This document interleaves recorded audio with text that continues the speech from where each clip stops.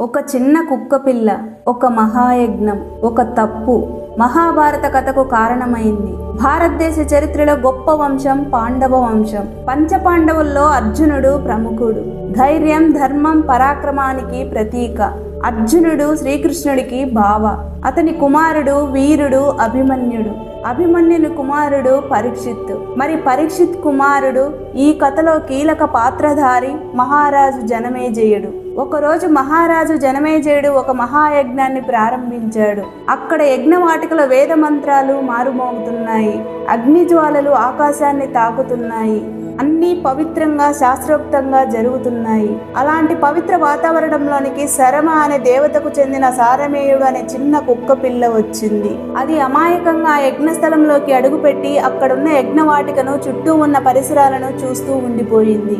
అంతే తప్ప ఏమీ చేయలేదు. అయితే సారమేయుడిని చూసిన జనమేజయుని కొడుకులు కోపానికి లోనయ్యే యజ్ఞాన్ని అపవిత్రం చేస్తుందేమో అని భావించి అమాయకమైన ఆ కుక్క పిల్లను ఎలాంటి తప్పు చేయకపోయినా కొట్టారు.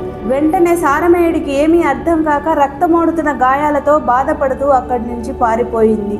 కొట్టబడ్డ చిన్న కుక్క పిల్ల సారమేయుడు వేదనతో, భయంతో తన తల్లి అయిన శరమ దగ్గరకు పరిగెత్తింది. అప్పుడు శరమ సారమేయుడిని దగ్గరకు తీసుకొని, ఏమైంది తల్లి, ఎందుకు బాధపడుతున్నావు అని అడుగుతుంది. దాంతో సారమేయుడు బాధతో, అమ్మా, నేను ఎలాంటి తప్పు చేయలేదు, యజ్ఞం జరుగుతున్న చోటికి వెళ్ళాను అంతే, కానీ జనమేజయుని కొడుకులు నన్ను కారణం లేకుండా కొట్టారు అని జరిగిందంతా చెప్తూ కన్నీళ్లు పెట్టుకుంది ఆ కుక్క పిల్ల.